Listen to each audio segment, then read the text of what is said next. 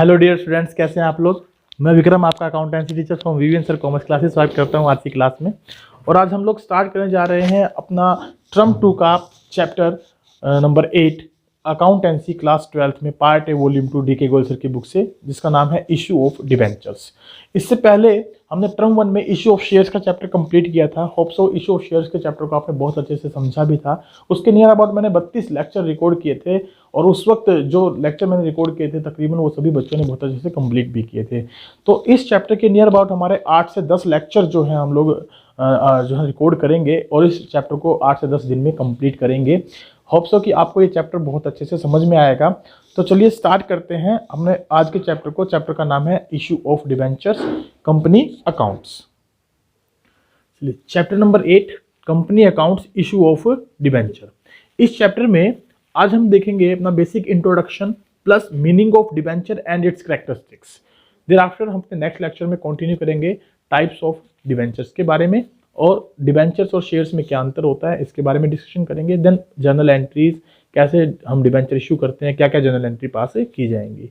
तो फर्स्टली अगर हम बात करें इसके लर्निंग ऑब्जेक्टिव्स के बारे में, तो इस चैप्टर में हम लोग इस चैप्टर को पढ़ने के बाद क्या क्या सीखने वाले हैं। सबसे पहले हम सीखेंगे meaning of and features of debentures, और आज का टॉपिक भी हमारा यही रहेगा। इसी में से हम लोग बेसिकली इसी टॉपिक को क्या है कवर करने वाले हैं। फिर उसके बाद हम देखेंगे टाइप्स ऑफ डिबेंचर्स कौन कौन से होते हैं, difference between share and debentures, issue of debenture for cash, at par, at premium, at discount. ऐसा ही हमने इशू ऑफ शेयर के चैप्टर में भी डिस्कस किया था। वहां पर भी हम शेयर्स को एट पार या प्रीमियम पर इशू करते हैं, डिस्काउंट पर शेयर इशू नहीं किए जाते, क्योंकि कंपनी एक्ट 2013 का रेस्ट्रिक्शन है, shares can not be issued at discount. और इशू किए भी जा सकते हैं तो एज पर सेक्शन 54 केवल हम स्वेट इक्विटी शेयर को डिस्काउंट पे इशू कर सकते हैं, बाकी किसी भी शेयर को डिस्काउंट पे इशू नहीं किया जाता। ठीक है, चलिए नेक्स्ट चलते हैं। Issue of debenture for consideration other than cash के बारे में हम पढ़ेंगे, और यही टॉपिक हमने इशू ऑफ शेयर्स में भी देखा था, लेकिन यहाँ फिर से हम डिटेल में पढ़ेंगे क्योंकि टर्म 1 में हमने वो चैप्टर कंप्लीट किया था। हो सकता है कि आप लोग भूल गए हो, तो यहाँ पर हम इसको डिटेल में स्टडी करने वाले हैं। आपको बिल्कुल बारीकी से इस टॉपिक के बारे में मैं बताने वाला हूँ, समझाने वाला हूँ। नेक्स्ट है issue of debentures as collateral security. Collateral security क्या होती है? कोलेटरल सिक्योरिटी का मतलब होता है a secondary security with primary security, a secondary security with primary security. ठीक है, फिर उसके बाद हम बात करेंगे accounting for issue of debentures considering the terms and condition of redemption. ये हमारा एक इंपॉर्टेंट टॉपिक रहेगा। और अगर मैं बात करूं तो जैसा कि मैं आपको बताता हूं वही चैप्टर में से कितने नंबर का क्वेश्चन आने वाला, तो ये ऑन एन एवरेज 7 नंबर का चैप्टर हमारे एग्जाम में आने वाला है। इसमें से 7 नंबर के क्वेश्चन आएंगे। नियर अबाउट आप ऐसा कह सकते हैं कि 2-2 नंबर के 2 क्वेश्चन आ सकते हैं और 3 नंबर का 1 क्वेश्चन आ सकता है, या फिर 3 नंबर और 3 नंबर में 2 क्वेश्चन आ सकते हैं। तो 6 से 7 नंबर का चैप्टर हमारे सिलेबस में रहने वाला है। फिर हम बात करेंगे इंटरेस्ट ऑन डिबेंचर्स के बारे में, फिर राइटिंग ऑफ डिस्काउंट और loss on issue of debentures. इसके बारे में जो कंपनी एक्ट 2013 के रूल्स हैं उनको हम फॉलो करेंगे, क्योंकि एज पर कंपनी एक्ट 2013 अब राइटिंग ऑफ डिस्काउंट या loss on issue of debenture वो एक ही साल में कर दिया जाता है जिस साल में वो खर्चे होते हैं। बताइए यहाँ तक आपको समझ में आया? चलिए नेक्स्ट चलते हैं मीनिंग ऑफ डिबेंचर के बारे में। मीनिंग ऑफ डिबेंचर के बारे में हम बात करें तो डिबेंचर का क्या मतलब होता है, आइए इसके बारे में डिस्कस करते हैं। In addition to raising of capital by issue of share a company requiring funds on long term basis. जब हम बात करते हैं ना किसी कंपनी को पैसे की रिक्वायरमेंट होती है तो वो इशू ऑफ शेयर कर सकती है। इशू ऑफ शेयर के साथ साथ यदि कंपनी को और भी पैसे की जरूरत है तो वो क्या कर सकती है, उधार में पैसा ले सकती है। May borrow money by issue of debentures. A debenture issued by a company is usually in form of a certificate given under the seal of a company.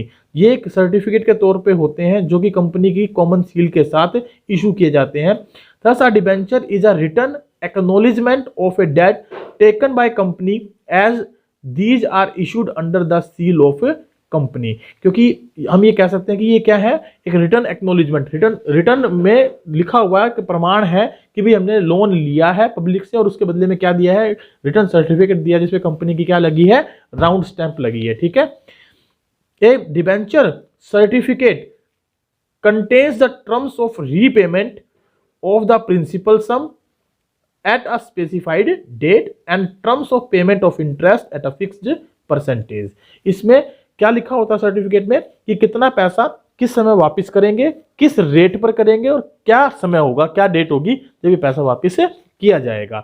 According to section 230 company act 2013 में जो हमारा section 230 है उसके accordingly debentures क्या होते हैं, debentures includes debenture stock, bonds और any other securities of a company whether constituting a charge on assets of the company और नोट।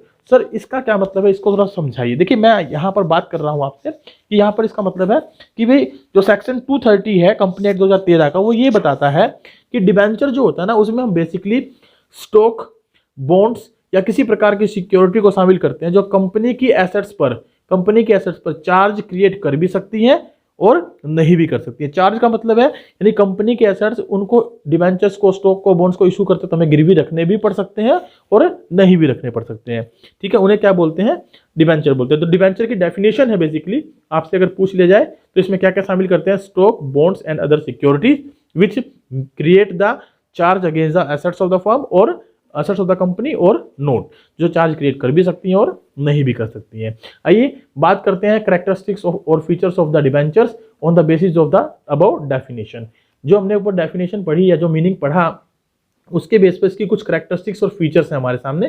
पहली फीचर है a debenture is issued by a company in the form of certificate which is written acknowledgement of debt taken by the company.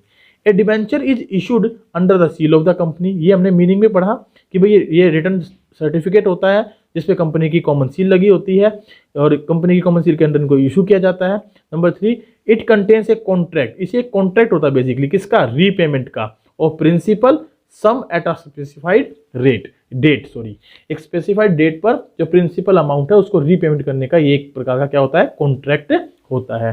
Number 4, as per companies act 2013 no company is allowed to issue debentures having a maturity date of more than 10 years। किसी भी company को ये allowed ही नहीं है कि वो इस प्रकार के डिबेंचर इशू करे जो 10 साल के बाद पेड किए जाए। ठीक है ना, is allowed to issue, no company is allowed to issue debentures having a maturity date of more than 10 years from the date of issue. However, फिर भी एक company engage in infrastructure projects, अगर कोई कंपनी इंफ्रास्ट्रक्चर प्रोजेक्ट्स में busy है यानी infrastructure project का काम करती है तो can issue the debentures for more than 10 years but not exceeding the 30 years। वो 10 साल से ज्यादा के लिए डिबेंचर इशू कर सकती है लेकिन 30 साल से ज्यादा के लिए नहीं, यानी उन्हें भी 30 साल के अंदर अंदर उन डिबेंचर्स की क्या करनी पड़ेगी, पेमेंट करनी पड़ेगी। चलिए आगे चलते हैं। नेक्स्ट है हमारे पास पॉइंट नंबर 5। पॉइंट नंबर 5 क्या कहता है, देखिए पॉइंट नंबर 5 है company accounts issue of debentures में usually the debentures are issued with a specified rate of interest. Generally जो कंपनी डिबेंचर्स को इशू करती है तो वो स्पेसिफाइड रेट ऑफ इंटरेस्ट लगाती है। जैसे कि हम लिख देते हैं 10% डिबेंचर, तो यहाँ 10% डिबेंचर्स में जो 10% है that is your coupon rate, interest rate, उसे हम क्या बोलते हैं, इंटरेस्ट रेट बोलते हैं, वो कूपन रेट कहलाती है। Which is called coupon rate. A debenture holder receives interest on his debentures at this specified rate. और जो डिबेंचर होल्डर होते हैं, जिनके पास ये डिबेंचर होते हैं, उनको हम डिबेंचर होल्डर बोलते हैं, जिनके पास डिबेंचर होते हैं, और वो इस रेट से क्या लेते हैं, इसके ऊपर इंटरेस्ट लेते हैं। As mentioned in the certificate, payment of interest is made normally after every 6 months whether the company makes a profit और नोट। इसका मतलब कि चाहे कंपनी को लाभ हो या ना हो, कंपनी को हर 6 महीने में ये इंटरेस्ट पेड करना होता है। It means it is a charge against the profit. क्या माना जाता है, जो है इंटरेस्ट ऑन डिबेंचर क्या माना जाता है, चार्ज माना जाता है, क्योंकि हमें देना ही होता है चाहे प्रॉफिट हो चाहे प्रॉफिट ना हो। ठीक है। 6 पॉइंट है a debenture is generally secured by charge on assets of the company. किसी भी कंपनी के द्वारा जब डिबेंचर इशू किए जाते हैं जनरली वो क्या होते हैं, सिक्योर्ड होते हैं। सिक्योर्ड मतलब उनके अगेंस्ट हम अपनी प्रॉपर्टी एसेट्स को क्या रखते हैं, गिरवी रखते हैं, मॉर्गेज रखते हैं। This means that if the company is unable to repay the debentures as per the terms of issue, the debenture holders can move the court and realise that their money by getting the assets of the company sold. यानी इसका मतलब क्या है, यदि company किसी कारणवश पैसा नहीं दे पाती डिबेंचर्स होल्डर का, तो उस कंडीशन में क्या कर सकते हैं, ये इन डिबेंचर्स को बेच सकते हैं और कोर्ट में जाके इनके ऊपर केस किया जा सकता है और अपना पैसा ये इन डिबेंचर को बेच के वसूल कर सकते हैं। सॉरी, डिबेंचर को कह रहा हूँ, इन प्रॉपर्टीज को बेचकर वसूल किया जा सकता है। यानी जो प्रॉपर्टी गिरवी रखी जाती है उनको कोर्ट में अपने अधिकार में ले लेते हैं कोर्ट के थ्रू और उनको बेचकर अपना पैसा ले सकते हैं। पॉइंट नंबर 7 है funds raised by issue of debentures are of long term nature and usually the debentures are repaid after a long period such as 7 years, 10 years or 12 years. As such, the loan raised by issue of debenture is also called loan capital. तो इस प्रकार से जो loan से हम पैसा लेते हैं उसे हम क्या बोलते हैं, लोन कैपिटल भी बोल देते हैं, that is also called as loan capital. ठीक है, तो ये 7 फीचर्स हमने इसके बारे में पढ़ी। 7 फीचर्स के बाद एक छोटा सा टॉपिक और है बॉन्ड। बॉन्ड क्या होता है इसके बारे में भी डिस्कस कर लेते हैं, उसके बाद अपनी क्लास को वाइंड अप करेंगे। पॉइंट नंबर 7 के बाद हमारे पास नेक्स्ट है बॉन्ड। बॉन्ड क्या होता है ये पढ़ते हैं। बॉन्ड का मतलब एक प्रकार का क्या है, it is very much similar to that of the debenture. ये डिबेंचर की तरह ही होता है। Traditionally bonds had been issued by government. ये जो है ना प्राचीन समय में बात करें, यानी प्राचीन थोड़ा सा बैक में चले तो ये गवर्नमेंट जनरली इनको इशू करती थी, बट नाउ इट इज, लेकिन आजकल these are also being issued by various semi-government and non-government organization also.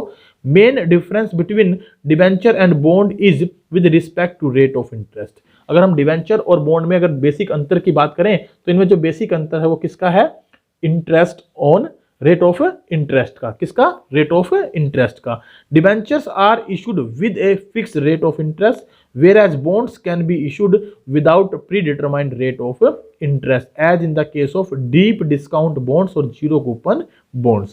तो यानी डिवेंचर तो हमें क्या करने पड़ते हैं, प्री डिटरमाइंड इंटरेस्ट रेट पर इशू करने पड़ते हैं, लेकिन बॉन्ड्स को हम बिना डिस्काउंट के, बिना इंटरेस्ट के भी इशू कर सकते हैं, जैसे कि डीप डिस्काउंट बॉन्ड है या जीरो कूपन बॉन्ड है।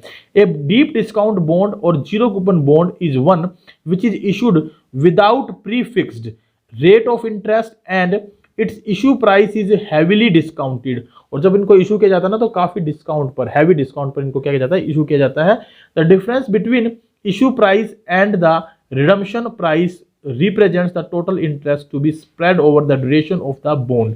सर ये रिडम्पशन क्या होता है, देखिए रिडम्पशन का मतलब होता है रीपेमेंट, यानी जब आप इनको इशू करते हैं, सपोज करते हैं 10 रुपए का आपने एक बॉन्ड इशू किया 8 रुपए के अंदर 2 रुपए के डिस्काउंट पर, जब आपने इसको रीपेड किया तो आपने 10 रुपए पेड किए, तो 10 रुपए और 8 रुपए का जो अंतर है 2 रुपए, वो क्या माना जाता है, इंटरेस्ट माना जाता है। ठीक है, कहता है कि भाई जो difference between the issue price and the redemption price represent the total interest to be spread over the duration of the bond and a proportionate amount of total interest is charged to statement of profit and loss account every year over the lifetime of the bond।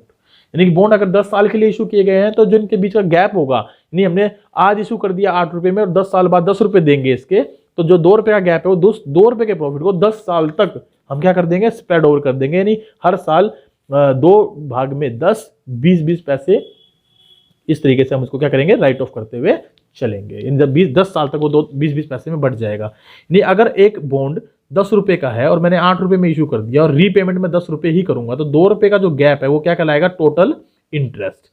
अब total interest को अगर मान लो 10 साल के लिए issue कर दिया तो हर साल 0.2 रुपीज जो है मैं स्टेटमेंट ऑफ P&L में डालता रहूंगा, क्योंकि ये हमारा एक एक्सपेंस है। होप सो कि आपको आज की क्लास का लेक्चर समझ में आया होगा। नेक्स्ट क्लास में हम लोग डिस्कस करेंगे टाइप्स ऑफ और काइंड्स ऑफ डिबेंचर्स के बारे में, और साथ ही साथ देखेंगे difference between share and debenture के बारे में। तो till that thank you very much, bye bye, take care, have a good day.